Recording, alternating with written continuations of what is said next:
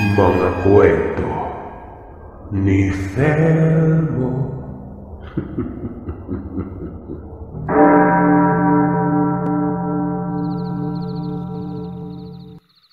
Tawagin niyo na lamang po ako sa pangalang Carmen. Tubong Cotabato. Noon ko pa gustong ibahagi sa inyo ang aking karanasan. Palagi kasi akong nakikinig ng mga kwentong ibinabahagi ng iyong mga sender habang nagpapalipas oras sa bakuran at nagpapahangin. Kaya lang ay hindi ko pa alam noon kung paano ipapadala sa inyo. Hanggang sa isa sa mga kapitbahay ko ang nakipakinig at hindi katagalan. Gaya ko, nayanggaw na rin siya sa pakikinig sa channel na ito. At doon nga tinulungan niya ako kung paanong ipadala sa inyong channel itong karanasan ko. Nangyari ito taong 1991 at nang mga panahong ito ay bagong lipat lamang kami ng aking asawang si Marcel sa isang sitio sa isla ng Panay. Nalipat kasi ng trabaho ang asawa ko at doon siya dinala nun. Siyempre hindi naman ako pwedeng magpaiwan dahil ayaw pumayag ng asawa ko. Gawa ng aabutin siya ng mahigit 2 taong magtrabaho dito. Langga, ayos lang ba ng pansamantalang dito muna tayo titira habang dito pa ako magtatrabaho? Mahinahong tanong niya sa akin. Dahil sa yung bahay na lilipatan namin sir sa bakanting bahay yon ng katrabaho niyang taga-Kapis. Pansamantalang pinapaupahan mo na ito sa amin para may matitirahan kami nun. Sumang-ayon naman ako. Ngumiti ang asawa ko at nagpasalamat. Sinabihan ko siyang bumalik na sa sala dahil naghihintay na ang katrabaho niyang si Doming. Sige ga, maiwan na kita dito sa kwarto ah. Lumabas ka na lang kapag natapos ka na dyan sa ginagawa mo. Ako na muna yung mag-aasikaso kina Doming. Aniya. Nang makalabas na nga si Marcel sa kwarto ay binilisan ko ng pag-aayos ng mga damit. Matapos kong ayusin ang lahat ng mga kagamitan namin ay pumunta na ako sa kusina para maghanda ng pagkain. Habang naghahanda ako ng pagkain sa mesa, lumapit naman sa akin ang asawa ni Doming na si Marlene.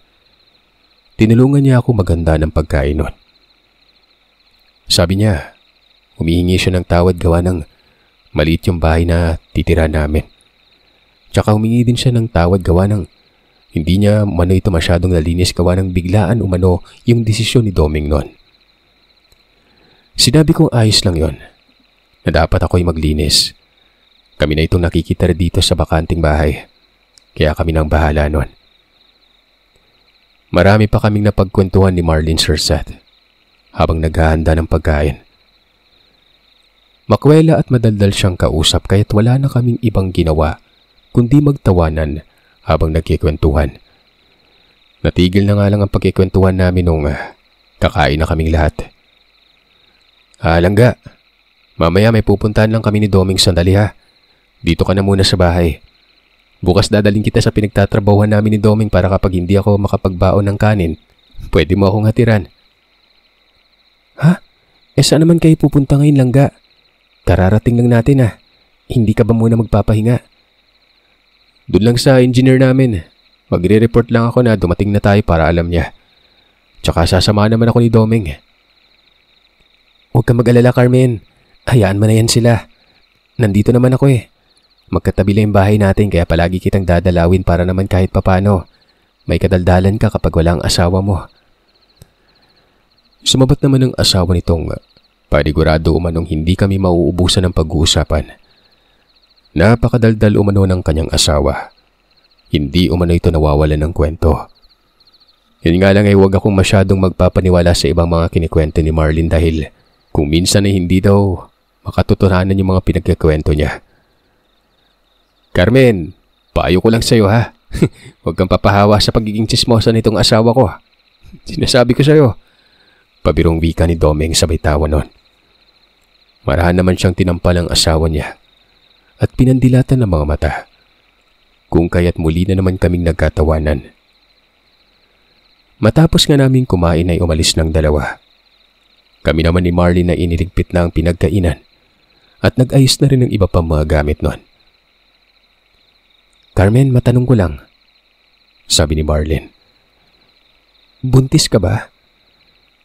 Saglit akong natigilan at tinitigan ang kausap ko. Tinanong ko siya kung bakit niya naitanong nun. Ayon sa kanya, hindi naman daw lingid sa kaalaman ko na itong lugar nila, usap-usapan nga na maraming aswang. Kung sakali mang umanong buntis ako, mag-iingat ako umano palagi lalo na at doon sa lugar nila. Marami na umanong nababalita ang mga buntis na nakunan nun dahil sa inaaswang sila.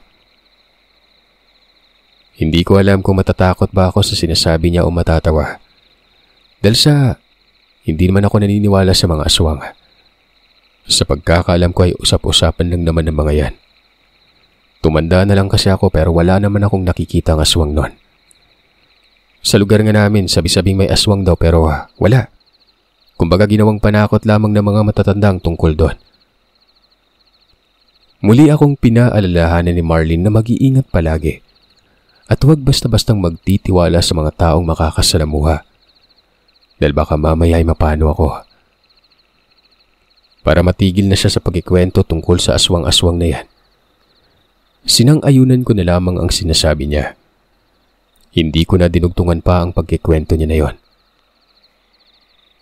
Makalipas ang 4 na araw na paninirahan namin sa sityong yon, inaya ako ng asawa ko mamalengke. Wala daw kasi siyang pasok sa trabaho kaya't mamamalengke muna umano kami ng pang-1 lingguhan. Pumayag naman ako. At dahil nanawa na ako sa kakakain ng mga dilatang ulam, naghanap ako ng mga sariwang karne noon. Sa tansya ko noon ay mga 20 minutos mahigit ang lalakarin namin bago makarating sa pamilihan.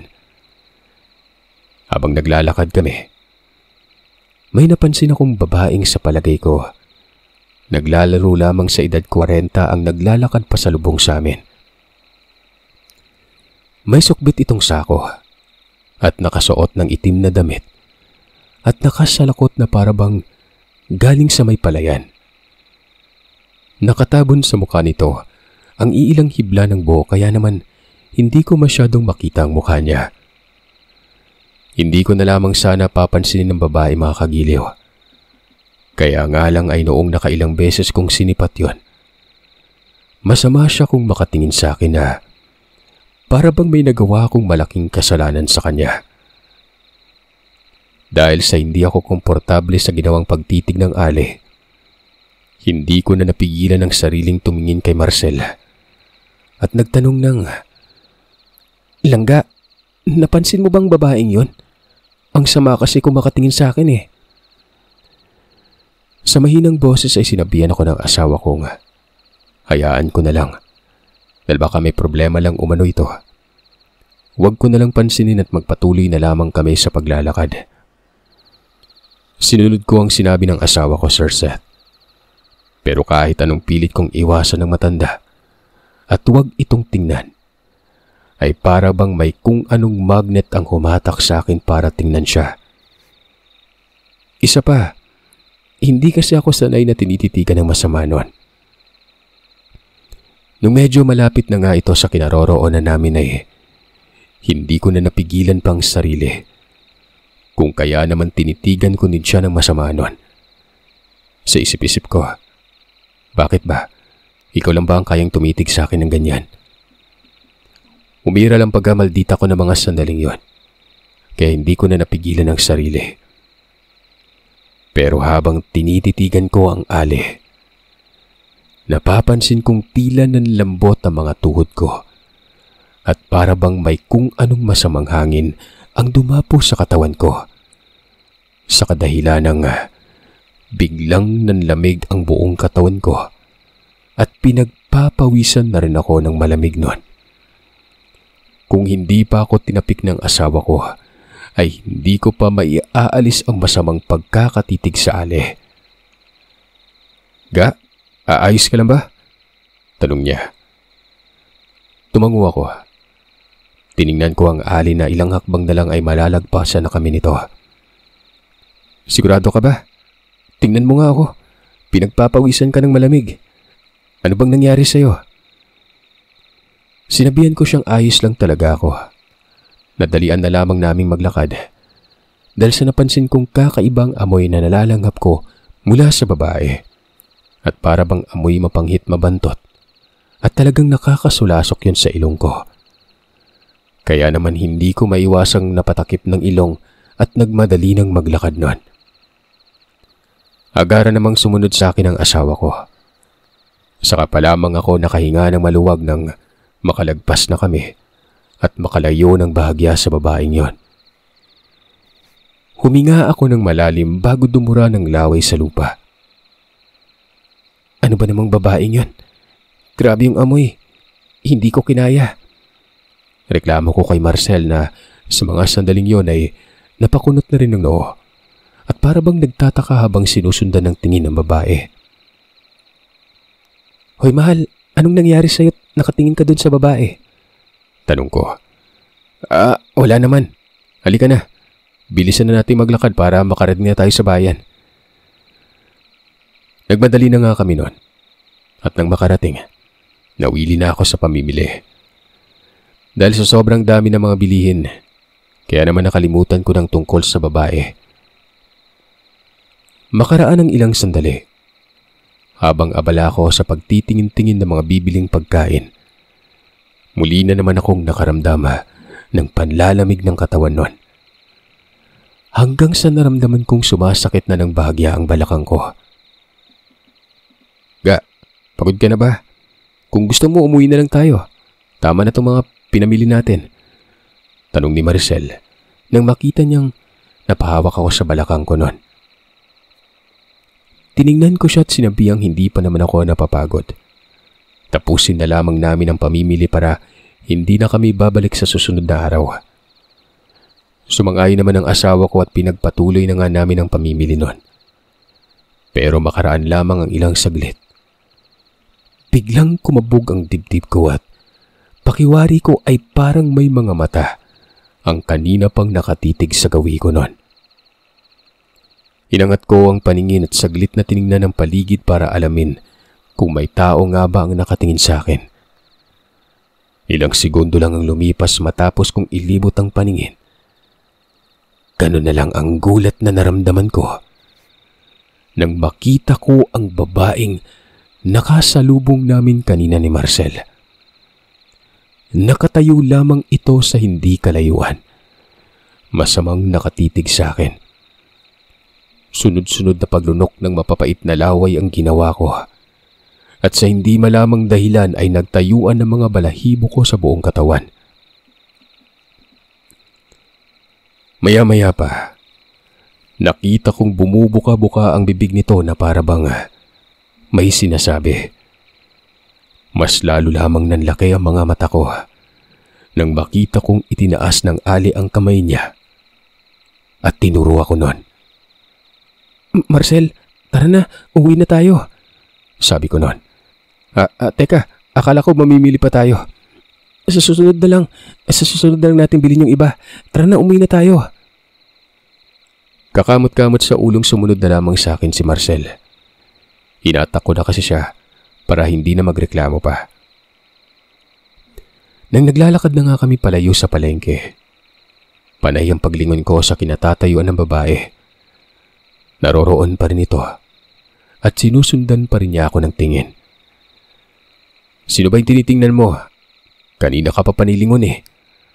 Tanong niya. At nilingon rin ang gawi kung saan ako nakatingin noon.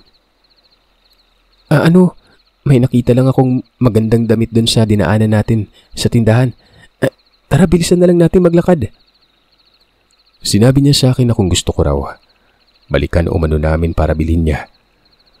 Sunod-sunod naman akong umiling at sinabi sa kanyang, sa susunod na lang. Gusto ko na talaga kasing makauwi para makapagpahinga. Pagka-uwi sa bahay, matiwasay naman kaming nakarating. Ang buong akala ko ay susundan kami ng babae pero hindi naman. Kinagabihan, kumirot ng matindi ang ulo ko. Sumakit ang puson ko na para bang anumang oras ay duduguin na ako noon. Nakailang beses pa akong nagpalimbag-limbag sa higaan dahil sa tindi ng sakit na nararamdaman. Hindi naman magkamayaw sa pag-aasikaso sa akin ng mister ko. Gawa ng hindi niya alam kung ano ang nangyayari sa akin at kung ano ang dahilan ng pagkakasakit ng puson ko. Sinabi niya pang dalhin niya daw ako sa ospital pero tumanggi ako noon. Napakalayo ng ospital sa lugar na tinitirahan namin. Kung babiyahe kami, aabutin pa na mahigit 2 oras bago kami makarating doon. Sinabi ko na lamang sa kanyang ikuha niya ako ng maligamgam na tubig. Ilagay sa bote. Yun ang ilalagay ko sa bandang puson para maibsan ang pananakit nito. Kagad namang tumalima ang asawa ko at pumunta sa kusina. Paglabas ng kwarto ni Marcel, biglang nagkalabugan sa may labas ng bahay. Sunod ng lagabugan na yon, ay nakarinig ako ng mahihinang pag-angil ng hayop. Maya-maya pa, may marahan ng kumaluskos sa dingding ng silid ko. Kaya't mabilis na napatingin ako sa bintana, kung saan malapit lamang ang kaluskusang naririnig ko noon. Mabilis na akong tumayo at nagmadali ng isinarang maigi ang bintana. Tinanong ko si Marcel kung ano ang ingay noon. Nang makabalik ito, bitbit ang boteng may lamang maligamgam na tubig. Mga pusa lang siguro ga. Baka nag-aabulan lang sa taas ng bubungan tapos nalaglag. Naniwala ako sa sinabi ng asawa ko. Bumalik na ako sa pagiga. Kinuha ang bote. Makalipas ang ilang sandali, naimasmasan naman ako kaya't dinuyan na ako ng antok noon. Kinabukasan maaga pa lang, pumunta na sa bahay namin si Marlene para makipagkwentuhan. Nagtanong siya kung ano umano yung naririnig niyang lumagabog sa bakuran ng bahay namin kagabi. Sabi ko pusa lang. Pusa? Parang imposible naman. Parang hindi naman ganun kalakas lumagabog ang hayop kapag nalaglag sa bubungan na. Alam mo, duda talaga ako sa ingay na naririnig ko kagabi. Sabi niya. Tinitigan muna ako ni Marlene bago siya nagsalita noon. Gaya ng una naming pagkikita, tinanong niya ako kung buntis ba umano ako. Sandali akong napapaisip at sumagi sa isipan kong magtatatlong buwan na pala akong hindi dinadatnan. Sinasabi ko na nga ba? Sabi niya. Anong ibig mong sabihin? Tanong ko na medyo natatawa pa noon. Buntis ka at yung kagabi, hindi gawa ng pusa ang ingay na yon. Aswang yon. Ano? Aswang? Walang pag-aalinlangang tumango siya at sinabi niyang mabango daw sa mga aswang ang buntis. Kaya pala malakas ang kutob niyang hindi pangkaraniwan ang ingay na naririnig niya kagabi. Kung hindi nga lang daw masama ang pakiramdam niya, sisilipin niya raw sana mula sa bintana nila ang bakuran ng bahay namin. Kaya nga lang ay masama ang pakiramdam niya at lasing na lasing naman ang asawa niya. Kaya't pinakinggan niya na lamang ang ingay na naririnig kagabi noon. Dahil nga sa nabanggit niya ang tungkol sa aswang, sinabi ko na rin sa kanya ang tungkol sa babaeng nakasalubong namin kahapon ng mister ko habang papunta sa bayan. Nakita kong tila hindi makapaniwala si Marlene sa sinabi ko. Napatuto pa ito sa bibig habang pinapakinggan ako noon. Nang matapos akong magsalita ay nagwika siyang baka yun na ang aswang na tinutukoy niya. Marahil ay naaamoy noon na buntis ako. Kung kaya naman ay palihim kami nitong sinundan hanggang sa pag-uwi noon. Alam mo, dapat magpatingin ka sa albularyo. Baka mamaya ay namarkahan ka na ng aswang. Delikado ka at yung papausbong na sanggol sa sinapupunan mo kung buntis ka. Teka, hindi pa naman tayo sigurado kung buntis ako eh. Baka naman nagkamali ka lang. Sadyang mapilit si Marlene Sirset. Dahil sa hindi niya talaga ako tinitigilang kulitin ng kulitin hanggat hindi niya ako napapayag na magpatingin nun. Subali ay na nga. Una nga naming pinuntahan ay ang klinika. Nang makumpirma naming buntis nga ako ay dinala niya na ako sa albularyo para matingnan. Nang malapit na kami sa bahay ng manggagamot, medyo nagdadalawang isip pa ako dahil sa bakit parang liblib yung bahay niya at malayo sa kabayan. Hindi ko tuloy maiwasang kabahan dahil baka naman may gawin pang hindi magandang albularyo sa aming dalawa ni Marlene. E di wala makakatulong sa amin. Sa palagay ko kahit anong pagsisisigaw ang gawin ko, malabong may makarinig sa amin nun. Puwera na lang kung may mapapadaan malapit sa bahay ng manggagamot. Sigurado ka bang kilala mo yung albularyong nakatira dyan? Tanong ko. Hindi, pero may nakapagsabi sa akin na magaling daw to. Marami na daw siyang napagaling na mga sakit. Kaya halika na, kumatok na tayo para makahingi ka na ng pangontra. Sambit nito at tinatak na ng bagya ang kamay ko. Huminga muna ako ng malalim bago sumunod sa kanya. Wala naman na ako magagawa pa kung aatras pa ako dahil nasa bakuran na kami ng bahay ng albularyo. Akmang kakatok na sana si Marlene pero hindi yun natuloy. Biglang bumukas ang pintuan. Mula sa loob ng bahay ay inuluwa roon ng isang matandang lalaking nakahubad ng pangitaas. Marami itong iba't ibang mga tattoo sa katawan at may suot na mga medalyon. Ang sabi pa nga sa akin ni Marlene, mga proteksyon sa katawan umano ang tattoo ng albularyo. Kakaiba kong tumitig sa akin ang albularyo. Partikular na sa tiyan ko. At para siyang may inaamoy-amoy nun. Yun bang parang adik na sumisinghot at ngumingiwi pang bibig niya. Ganon ang nakikita ko, Sir Seth. Buntis ka, iha! Tinignan ko si Marlene bago sumagot sa albularyo. Sabi ko, oo. Ngumisi ng malapad ang matanda bago niya nilikihan ng pagbukas ng pintuan at pinatuloy kami. Si Marlene na ang nakipag-usap sa albularyo. May hinihingi siya ritong pangontra sa aswang. Tumatango-tango lang naman ang albularyo at mayat-maya niya akong sinisipat. Napansin kong medyo ilag sa akin ang manggagamot. Hindi niya nga ako hinawakan sa kamay para pulsuhan. Gaya ng mga napapanood ko sa pelikula kapag nagpapa-albularyong isang tao noon. Binigyan niya lang ako ng boteng may lamang langis. Ipahid ko daw yun tuwing sumapit ang takip silim. Teka Mang Karyo, ito lang po ba yung ibibigay mong pangontra sa aswang dito sa kaibigan ko? Tanong ni Marlene noon at tinawakan ng bote. Oo, yan lang. Alam mo kasi wala naman akong nakikitang marka ng aswang sa katawan niya. Kaya yan lang. Yan lang mabibigay ko. Ngayon kapag naubos ng langis na yan, bumalik lang kayo dito sa bahay. Bibigyan ko kayo uli. Napansin kong medyo nadismaya si Marlene sa binigay ng albularyo. Siguro ay may inasahan pa siyang ibang pangontra na ibibigay ng matanda. Noon ngang papalabas na kami ng bahay. Sa hindi sinasadya ay may nasipat akong babae sa kusina. Mabilis yung naglakad papunta sa silid kaya hindi ko masyadong namukaan. Pero parang pamilyar sa akin yung tindig ng babae na yon. Parang nakita ko na siya mula sa kung saan. Hindi ko lang maalala kung kailan. Nang tingnan ko naman ang albularyo ay sandali niya ring nilingon ang tiningnan ko. Sige ho, Mang Karyo, aalis na po kami. Maraming salamat po dito sa langis na binigay niyo. Sabi ni Marlene. Nagmadali na kaming umuwi sa bahay.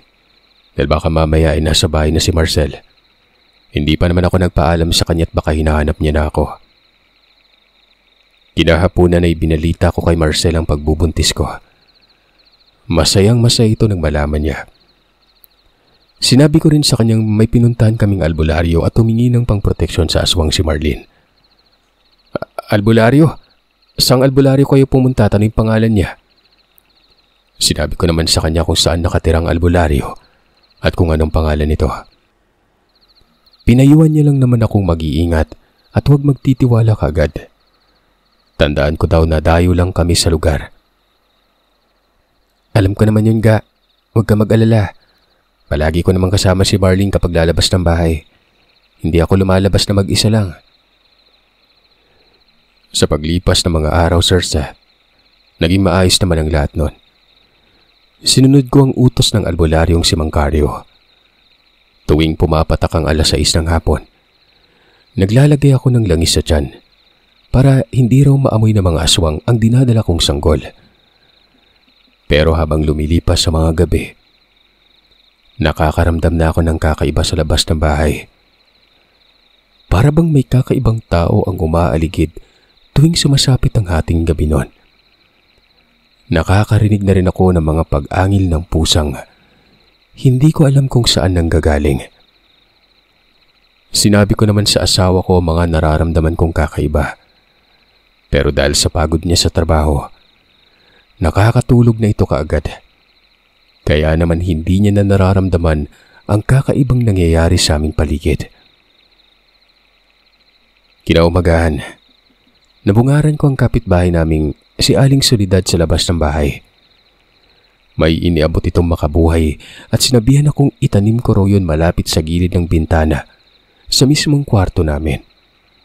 Dahil sa nakaraang araw pa siya, may nararamdamang kakaibang umaali-aligid sa bahay namin tuwing gabi. Baka naman po pusa lang yung nag-iingay sa labas ng bahay namin, Aling Soledad. Basta iha, sundin mo na lang ang utos ko para na rin sa'yo at dyan sa ipinagbubuntis mo. Wala namang mawawala. Nagtataka naman ako dahil sa papanong nalaman ni Aling Soledad na buntis ako, gayong hindi ko naman ito sinabihan. Marahil ay nahulaan ng matandang nasa isipan ko noon. Kaya naman agaran niyang sinabi sa akin na nabanggit umano sa kanya ng tsismosa naming kapitbahay na si Marlene. Mag-ingat ka palagi. Dahil nakaraan lang ay may namataan akong babae sa labas ng bakuran niyo. Hindi ko lang alam ha, pero hindi maganda ang kutob ko sa babaeng yon. Wika niya pa sa akin. Teka, ano ba yung naamoy kong malansa? May pinahid ka bang kung ano sa katawan mo? Oo. Nagpahid ako ng langis sa tiyan. Pasensya na kayo, hindi pa kasi ako nakapagpalit ng damit. Sandali akong tinitigan ni Aling Soledad. Bakit po, Aling Soledad? May problema po ba? Wala naman. Kinahapunan pagka-uwi ng asawa ko ay sinabi ko sa kanya ang tungkol sa binigay na makabuhay ng matanda. Natuwa pa siya dahil sa hindi niya akalaing matulungin pala mga kapitbahay namin. Sinamahan ng araw ako ni Marlene sa albularyo para humingi ng pangontra. Binigyan pa ako ni Aling Soledad na makabuhay. Mabuti na lang at may mga kapitbahay tayong mababait, no? Wika nito. Oo nga eh. Akala ko dati masungit yung matandang yun. Kapag kasi nakakasalubong ko siya, iba yung tingin niya sa akin. Tsaka hindi siya namamansin kapag binabati ko. Ba ganun lang talaga siguro si Aling Soledad. Hayaan mo at kapag medyo matagal-tagal na tayo dito, marami ka na magiging kaibigan. Ikaw na lang yung magtapos niyan ha. Magluluto lang ako ng hapunan natin. Wika ko sa kanya habang inaabot ang makabuhay. Sige lang ga, ako nang bahala. Pumunta na nga ako sa kusina at nagluto na. Dahil sa naging abala kami ng hapong yun, Sir Seth. Kaya naman nakalimutan ko na ang maglagay ng langis sa tiyan ko. Nang matapos na nga ako magluto ay naghapunan na kami at nagpahinga na. Nung nasa kalaliman na ng gabi ay nagising na lamang ako ng bigla na lamang akong nakaramdam ng alinsangan. At kahit na may hangin naman, ay para bang hindi yun naging sapat kaya bumangon ako at naghanap ng pamaypay. Nung nasa kusina na ako at takmang kukuha na sana ng karton para gawing pamaypay nun, bigla na lamang akong nakarinig ng mahinang huni ng tiktik sa taas ng bubungan. Kasabay nun ay ang panakanakang paghuni ng kwakwak at ang pagkutkot sa dingding sa kusina. Nayari lamang sa kawayan. Dahil sa takot ay napatakbo na lamang ako pabalik sa kwarto. Pagkapasok ko ay pinilit kong ginising ang mister ko. Pero nakailang tapik na ako sa pisngi niya ay hindi pa rin siya magising-gising nun. Marcelino, gising! Halos pabulyaw ko ng wika sa kanya at binanggit ko na ang buong pangalan niya para lamang magising siya. Pero wala talaga. Sinubukan ko pang gisingin siya ng ilang beses pero pigo pa rin talaga ako. Kaya naman naisip kong sampalin na lamang ito ng tsinelas. Naalala ko kasi ang kasabihan ng mga matatanda na kapag may mga kababalagang nangyari at hindi magising-gising ang partner mo o kasama mo sa bahay, sampalin mo ng tsinelas o kaya'y buhusan ng tubig. Nang sa ganon ay magising yon. Yun daw kasi ang pambasag ng orasyong ginawa ng aswang sa mga taong kasama ng bibiktimahin ito.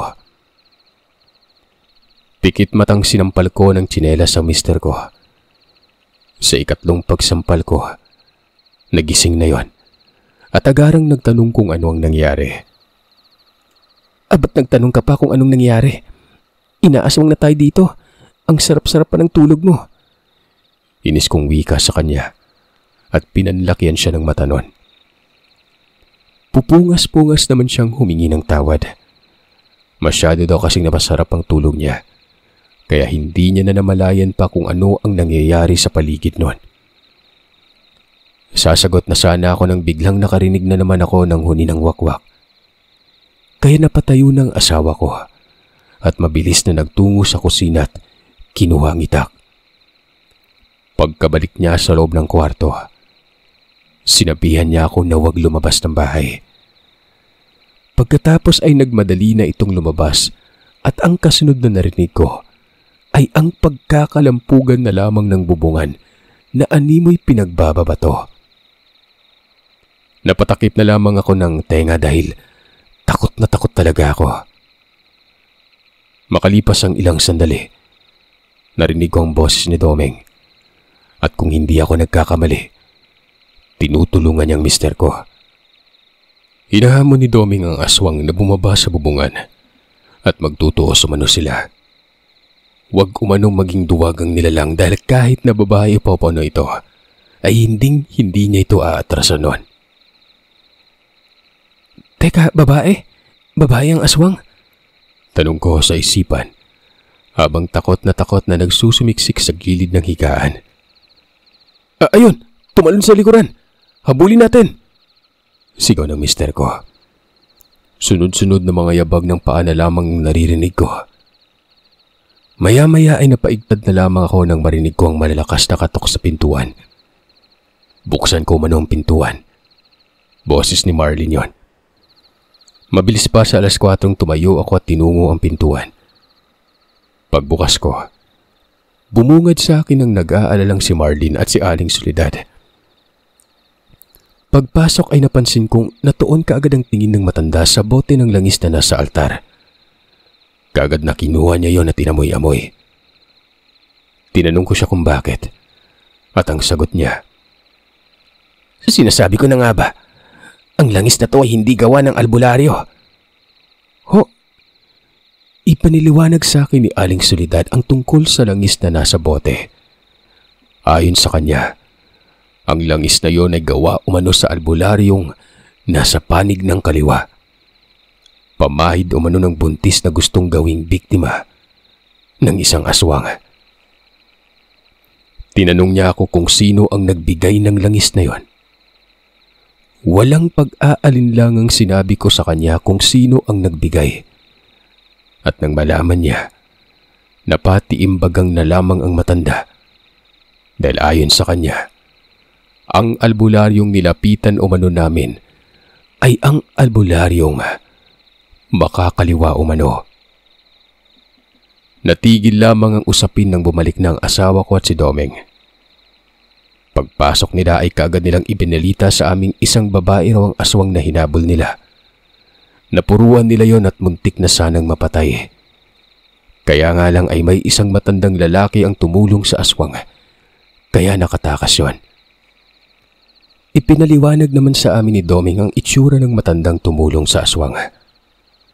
Matapos niyang sabihin yon, nagkatinginan kami ni Marlene. Parehong-pareho ang itsura ng matandang tumulong sa aswang. Sa mukha ng matandang albularyong, si Mangkaryo. Ultimong kasuotan na parabang hindi nagpalit ito mula nang pumunta kami sa kanila. Narinig ko pang tinawag na anak ng matandang yun yung aswang bago sila tumakas. Doon palang sumagi sa isipan ko ang itsura ng babaeng nasipat ko nang nagmadaling pumasok sa silid niya nung nasa bahay kami ng albularyo. Kaya pala sinabi sa amin ng albularyong yun na wala akong marka ng aswang sa katawan. Dahil sa alam niya sigurong marka ng anak niya ang nasa katawan ko. Kinabukasan, kasama nila Domeng ng asawa ko at ng iba pang mga kalalakihan ay pinuntahan namin ang bahay ng manggagamot. Pero pagpunta namin doon, naiwan na yung nakatiwangwang at wala na kaming nadatnan. Pinagwawasak naman ni Aling Soledad ang mga kagamitan ng albularyo, maging ang bote-botelyang langis na kagaya ng binigay sa akin. Sinabi pa nga ni Aling Soledad na mukhang hindi lamang ako ang naging biktima nun.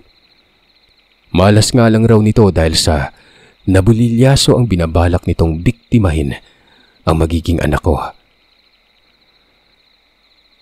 Pagkatapos ng karanasan na yon, hindi na ako basta-bastang lumapit sa mga albularyo kung hindi ko ito lubos na kilala.